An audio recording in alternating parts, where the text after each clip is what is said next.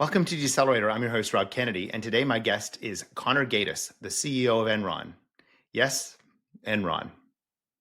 But first, I want to talk to you about the conference consensus.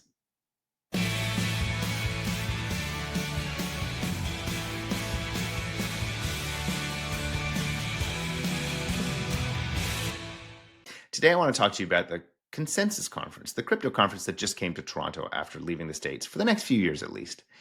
I'd been to this conference when I lived in New York in about 2018. That was the year of the ICO, the initial coin offering, where people would issue tokens and create liquidity that they could then turn around and spend on whatever they needed to spend it on.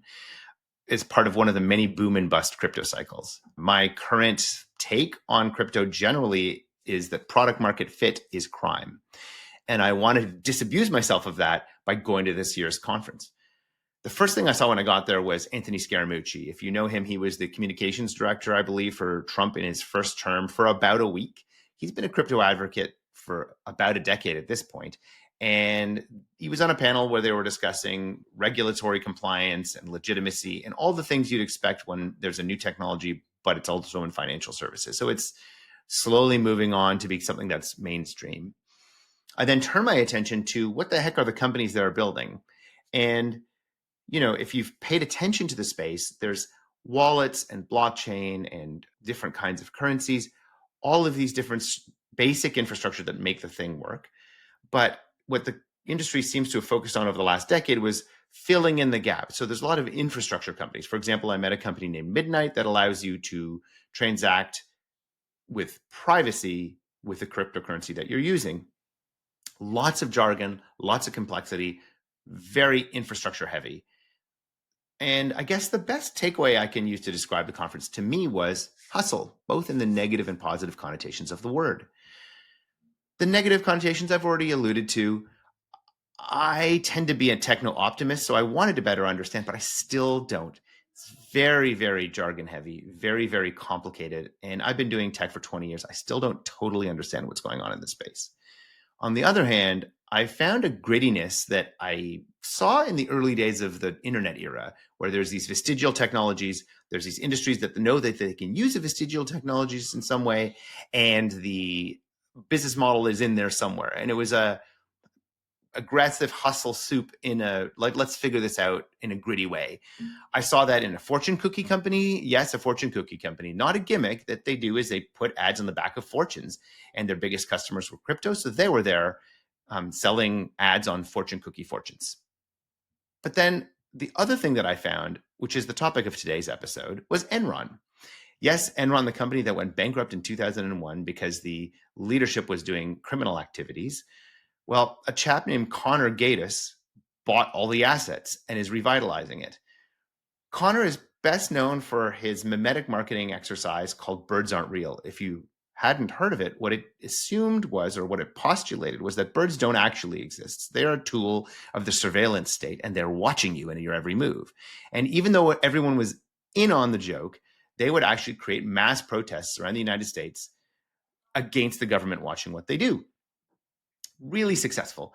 So what is he doing with that superpower? Well, he's taken his ability to market and the assets of Enron to actually build a real energy company in Texas, which is lightly regulated, to try to create a trusted brand and choice.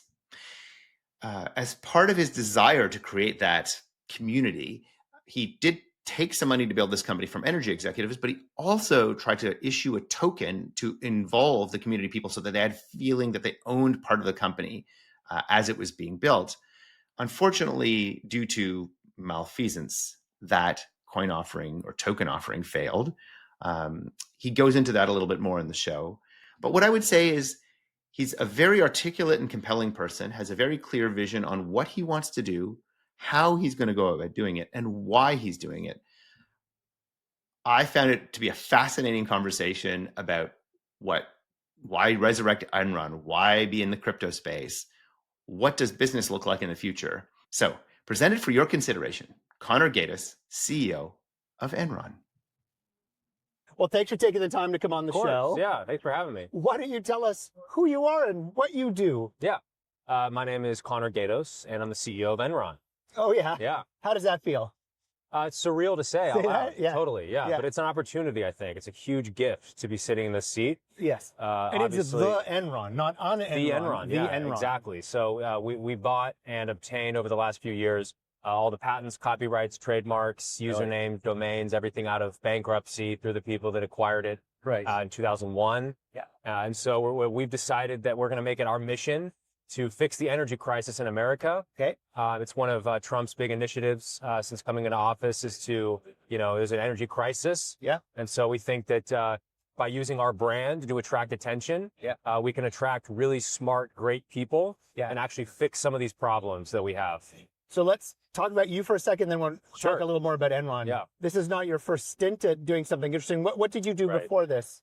So I've worked on a few projects, but the one that I think is the most noteworthy is Birds Aren't Real. Yeah. Which was a sort of memetic storytelling vessel in the age of the internet to start to talk about the issue of misinformation in the post-truth era. Yeah. And so really what we're doing across the board, and what I think I've really tried to hone my skill set at is just taking an idea, something that I think everyone can resonate with, and packaging it in a way that is packaging it in a deliverable, snackable way, bite-sized chunks on social media. Yes. That allows people to intake it in the way that we intake media today in 2025. Right. Like, which is not TV, not documentaries. I mean, those are great, and I watch them myself. Not even podcasts. Fuck that shit. But you're talking about, clipping podcast clips, I mean, that's really where podcasts can shine. Yeah.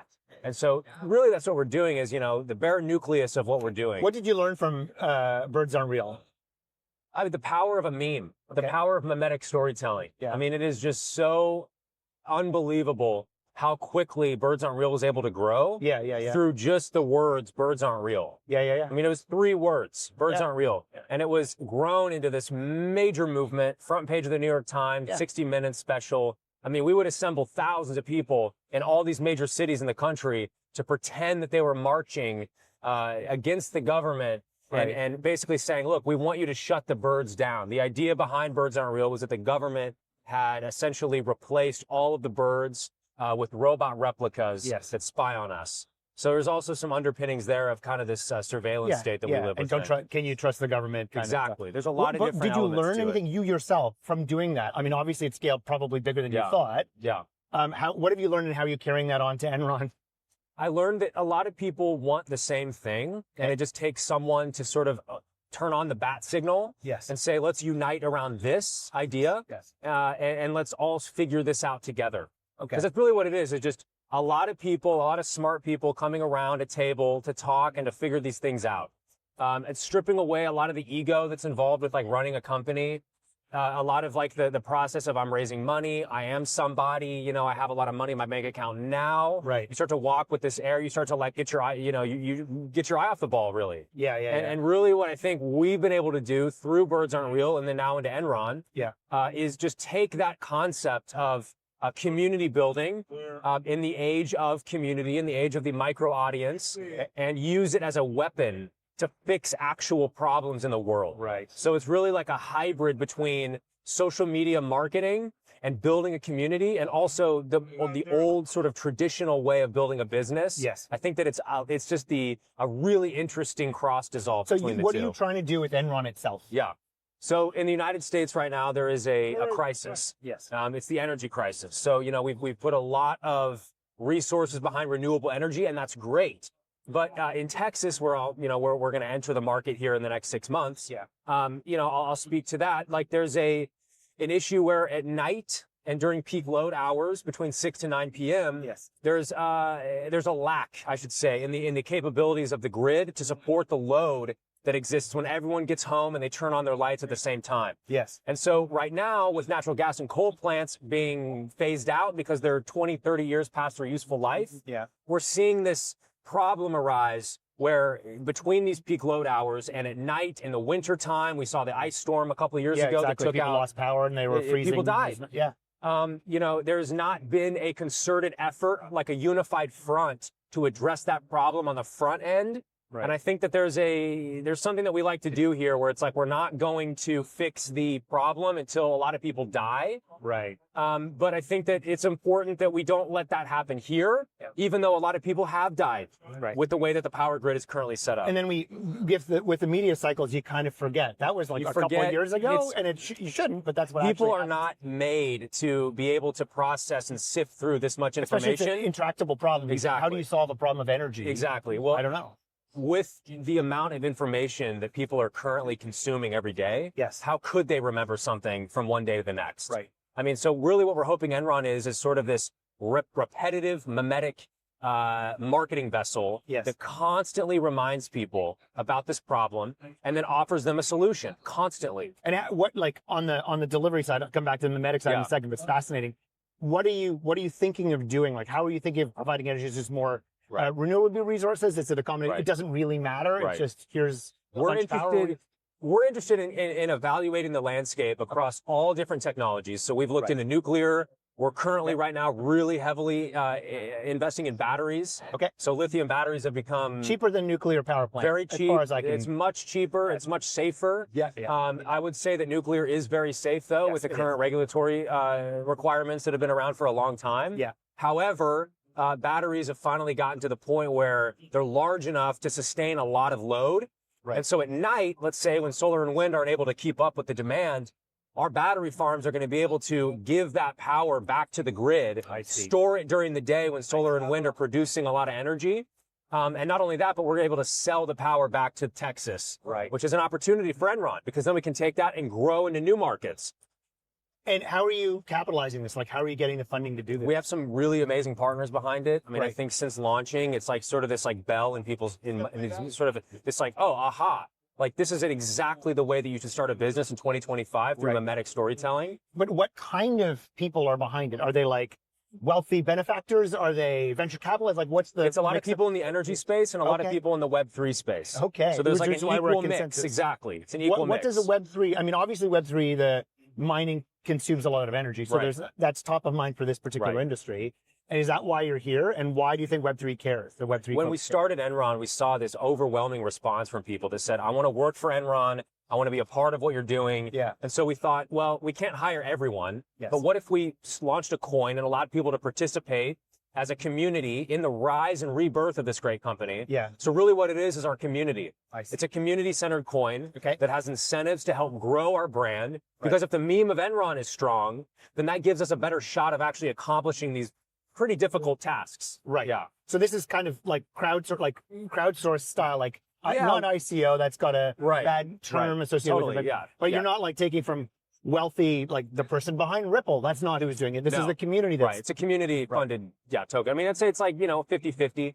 So I mean, ideally we would have a community behind us that really believes in our mission. Right. I mean, I understand that, it's fun to see numbers go up and everyone likes that, but I also think that we need to think for the long term. Right. Really what this is like, Enron's going to be around for 5 years, 10 years, 20 years. I'm not going to be the last CEO of Enron, hopefully. Yes. So, when people are writing the history books about what we're doing, they'll think, okay, there was a 25-year gap between Enron's first act and Enron's second act. And so we're using the memetic storytelling as a way to birth Enron into the real world again, which is the only way that it could come back, is through this sort of what could be performance art, what could be a joke, you don't really know in the age of the internet. And then transitioning that over time into being a completely legitimate energy provider, not just for Texas, but for the whole country. And did you choose the Web3 route? Obviously, there's like a community building aspect to it. Right. But is this like a way to pre-IPO raise capital? Because this is going to be a capital-intensive exercise. Yeah. Whether you have, you'll obviously have energy people financing you too. Totally. This is going to be capital-intensive. So is this a way to quickly get to that, being able to buy shit once you figure out what the problem is? I would say that it's less about the community side of Web3 and the way that we've integrated it into our business model is less about raising money for Enron. Okay. And it's more about incentivizing other people to talk about it and to cheerlead and champion our mission across the country and the world.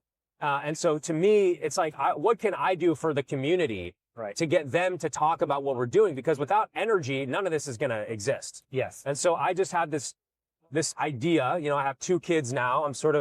I'm very young relatively to other people. And I think that yes, I know. Dude, if I could grow a beard like that, man, I'd give it another 20 years. I'd be a good stretch, man. I just invented some type of like lotion, I think, that's just supposed to wake up the hair follicles. I can raise twice as much now with this gray. Dude, that's a 2x rate of return right there. amazing. It's what you need. Yeah.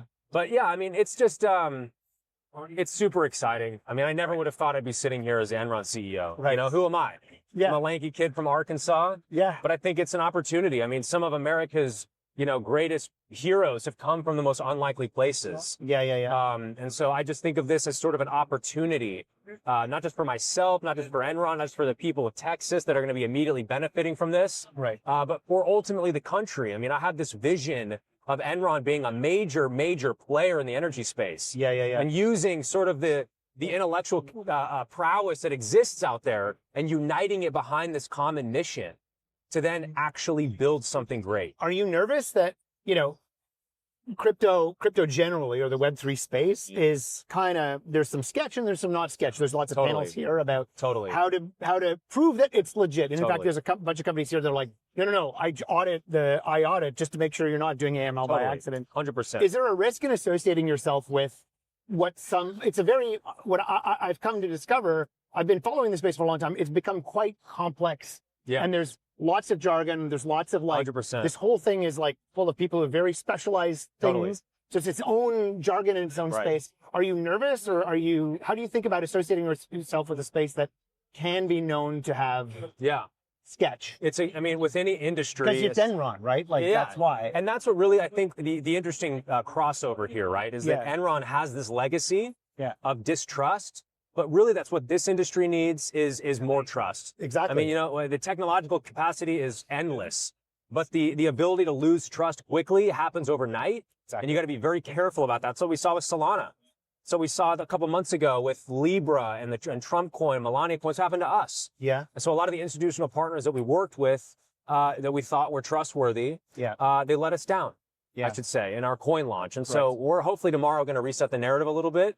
But ultimately, it's about holding people accountable when they do break trust, because something like this is so exciting and the possibilities are endless with this industry. Yes. But you really got to be careful not to let people into the room that are making decisions out of purely a position of greed. And that's what happened to Enron. Yeah. Is they took something really good and really great and they ruined it in a matter of years. Right. And so, it's just about building trust. Having people constantly reiterating that, constantly going back and saying, I agree with you. Greed is okay to a point, right? It's when you get excessive greed and you start screwing people over, that's when it gets a little. So you're building a capitalist thing. It's going to make money, obviously. So you're not doing this for charity. You're doing this for profit too. Right. How do you square that circle if you've been let down by Web3 folks and you've got a brand that I think everyone's going to pay attention to it. Yeah. And obviously you're starting from here. Yeah. So you can hopefully only go in one direction. Right. How do you keep that trust with your customers? How do you keep that trust with your Web3 advocates? Right. How are you going to keep that? What mechanism are you going to use to and engender that trust, do you think? Building Enron from a framework today that is focused on trust, to me, that's what it's about. It's about hiring people that are forward-facing. They're using their real names, no pseudonyms. Right. You know my name. Here's my story. And if I decide to say, look, I'm going to sacrifice my name on the altar for an opportunity to make a quick buck, then you should never trust me again. And anything I do in the future should always come back to this one singular event where I broke your trust. And I think that in the age of the internet where you can look anything up, to me, it's my job to hold myself accountable. And hold our executives accountable. And people within our organization accountable. We have a really, really rock solid legal team that is making sure that everything that we're doing is above board, very ethical. I'm really, really focused on building a corporation for the future. Right. One that, of course, exists to make money. Yes. But also exists to serve its customers. Yeah. Not just as something that we say for fun, because you have to say that when you go to business school. But something that is actually for the betterment of the future. But you're a creative guy, so how do you? Is it about staring at the camera every day and sort of looking people in the virtual eyes and tell them what you're up to? The Bible says that actions, you'll know me by my actions. Yeah, and really that's what it is. Okay, look at what we do. But not what you. We're going to lay our vision out and just hold us to it. Right. Hold us to these benchmarks. Obviously things are going to happen. We're going to have setbacks. But, with the egg, people think it's a joke, and we're actually developing an SMR. I mean, it's going to take like 5 years, obviously. Right, We would have hoped to get it out sooner. Right. But in the meantime, if that's step 10, then what's step 1, 2, 3 to start to fix these problems? Our foothold, as it should be called, I guess, is becoming a retail energy provider in Texas first. Right. Where we're going to be able to reinvent the relationship that exists between you and your electric provider. Yeah. Because right now, you don't really think about your electric provider unless your power goes out or unless you move and you have to set it up again. Right. Well, they're oligopolies. And they take advantage of that. It's a monopoly. It's a monopoly. So And so a lot of states only have one power company. Exactly. And so we're hoping to kind of take a step forward for the rest of the world and say, this is how it should be done. And Texas is doing things right in that regard. I was going to say, Texas is a little more forward-thinking? They have a deregulated grid, and it's forward-thinking, but there's still a lot of cleanup work that needs to be done there. Right. Yeah. And then do you think, just the egg, what's the egg? The egg is a micronuclear reactor. We're currently in the beta testing phase. We're hoping What's a micronuclear reactor? It's essentially just a small nuclear reactor. Okay. It's essentially the same thing that you would find in outside of a major city. With teeny bits of uranium in them? It's just everything scaled down. Okay. Right. I mean, it's what, NASA developed for the lunar rover, essentially. Okay. And these have been around for a while, but they're not able to power individual homes yet, which is an interesting concept. Yes. Right now, you have a nuclear reactor, which is powering just the city.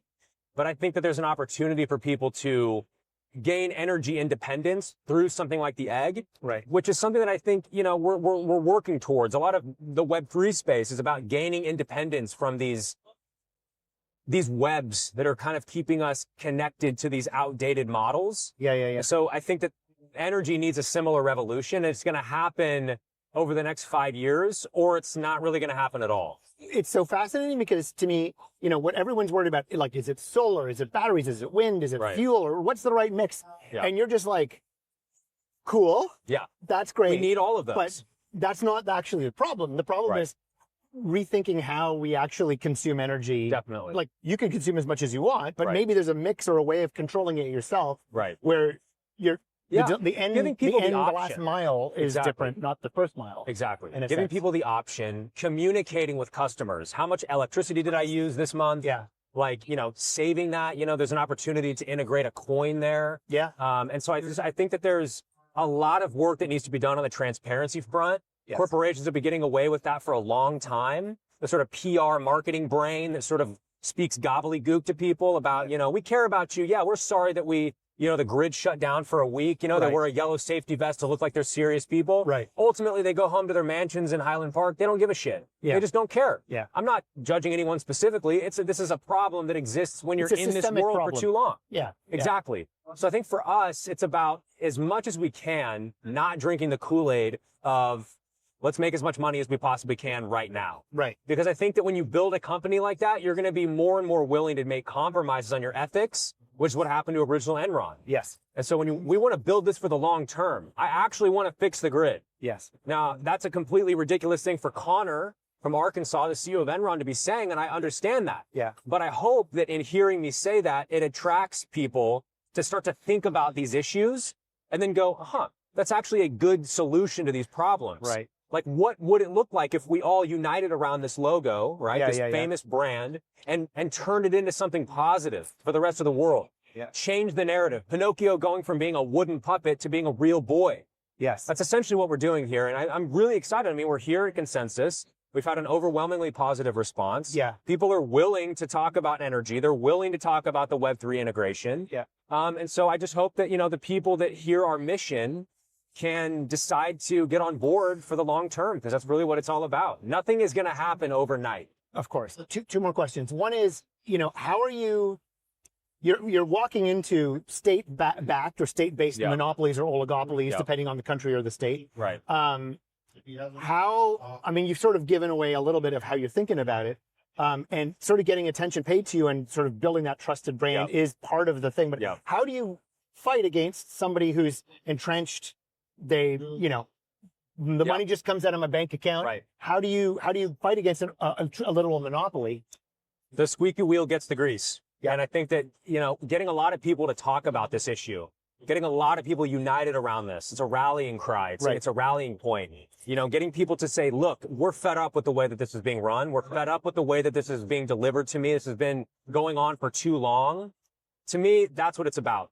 It's about creating a one unified voice to where finally these regulators in these states that are allowing these oligopolies to exist, these monopolies to continue to sort of suck the life out of the consumer experience in the electrical industry.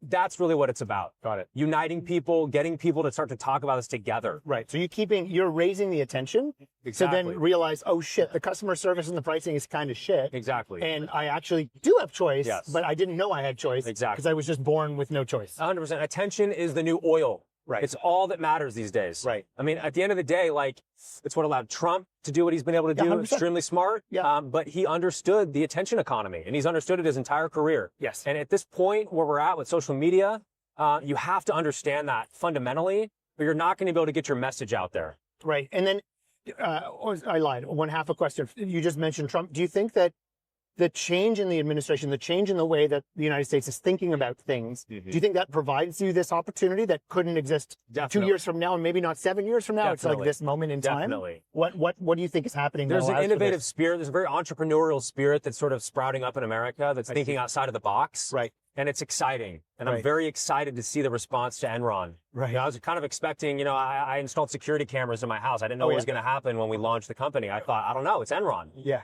But the response has been overwhelming. Right. And I think that people are willing to hear this in the age of, this kind of what's going to happen in the next few years. Like we have all these major crises. There's like wars, sprouting up almost daily, it feels like. Yeah. And so it's an interesting time right now. It's a very pivotal time for humanity. Yes. And I think that people there's a danger that because we've become so accustomed to all of this inbound information that we're not really able to sift through what's worth caring about. Yeah. What should I view as like my personal mission in life? Right. I think that having people really try to figure out like what do they actually care about? What's their purpose?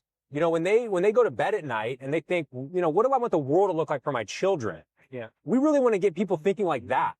Because ultimately that's what allowed humanity to get to this point in the first place. Right. And I think that there's a risk that we become too complacent in this sort of in this consumer economy that we live in, where everyone just sort of exists and it's happy and our creature comforts are met and everything is sort of happy. But we can't forget that right below the surface is a hunter-gatherer society. Right. And it's just waiting to sprout up again, like weeds through a concrete. We talked about this before we started taping, which is Portugal or Spain within 24 hours. It's really, people are like eating grass and dirt, like it falls apart. We saw it during COVID. Yeah. I mean, we saw it, when it happens, it's like, oh, it's a kind of a wake-up call. Right. And then things go back to normal. And then you forget. Just like COVID. But, at the end of the day, if you keep getting into car accidents, you're going to have to figure out what's going on. But, I have to ask, again, the birds aren't real stuff. I mean, that, we're vomited algorithmically stuff constantly. And so some of it's real, some of it's not. With AI, more is going to be slop than less. Exactly. So you're going to be inundated with content in a passive way. Yeah. I guess people are looking for meaning in their life. You're finding meaning by building something like this. Yeah. If you want the people who want to buy from Enron, they're busy sitting on their couch swiping up on TikTok. You learned how to galvanize for something that's silly. This is actually potentially meaningful. Yeah. Again, what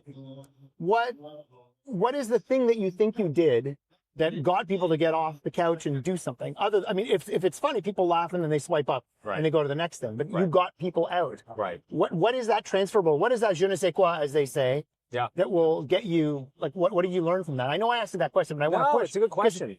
In theory, it sounds easy, but it's really fucking hard. It is the hard thing to do. Yeah. I mean, really, it's just about building a team that understands the internet. Okay. Building a team that understands memetic storytelling. Right. But also bigger and more than that, it's about speaking a language to people that they inherently already understand, but they didn't know was there.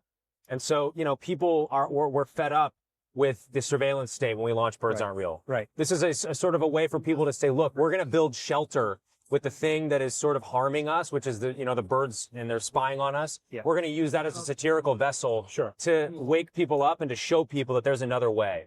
right? And how did you activate those people? So they got it, they laughed, they saw it on Reddit, they saw it on TikTok, whatever. That's what it's all about. Then they got up off their butts, which is the hardest part. Right. So it's a community. We got to build a community, right? I mean, it's not just about feeding people content. Yeah. I don't even like to think about anything that we do like that at all. Sure. But really, it's like, look, we want you to be a part of this. Got it. We want you to be a member of our community. We want you to be an Enron shareholder, I should say. Yeah. And just a vision holder, a mission holder, someone that believes in what we're doing. Right. And giving people the opportunity to actually join. So we're opening up our summer internship program here in a couple weeks. Nice. And we're going to open it up to as many people that want to join. Okay. We're hoping to have hundreds of people. And really what that's about is just opening up the doors to Enron. Right. Opening up the doors to the lobby and saying anyone is welcome. If you believe in what we're doing and you think that it's a smart thing to do for your future, let's figure it out together. And what those interns just solve? Is there like a task for them, or? We're currently working on sort of ways that they're going to be able to help us spread our mission in the world. Got it. But ultimately, I mean, it's about like, let's hear what your idea is. You know, creating a framework that allows the best idea to succeed. Right. In a very like bottom up type of way. Yeah. And so that's ultimately, to me, how to grow any great organization. Yes. Is by allowing people to actually say the idea that they think is stupid. Yeah. In a public way. And not be chastised, but to say, oh, that's actually smart. Or there's a morsel in there that we can connect with this guy's, what he thought was a stupid idea. Right. That's how you solve major issues. That's how Boeing was able to figure out how to build a 747. That's how NASA was able to go to the moon. Right. That's how anyone was able to invent anything. Yes. Was saying the thing that they thought was dumb, uniting everyone. 2 heads are better than 1. 6,000 heads are better than 2. So. Last question before the outro, I guess. You said that you were let down on the Web3 thing. Do you feel comfortable elaborating? Not naming names, but what happened that sucked? We had a liquidity provider that manipulated the market, essentially. I see. Yeah. So they use proprietary information to their benefit. I see. So if I was investing at the time you created the currency, I would have been diluted potentially, or like they just your money would have been, worth used less than it would have been. I mean, we can't talk about the specifics necessarily. In 2 weeks, we'll be able to. Okay. But we're building right now sort of a response to what happened.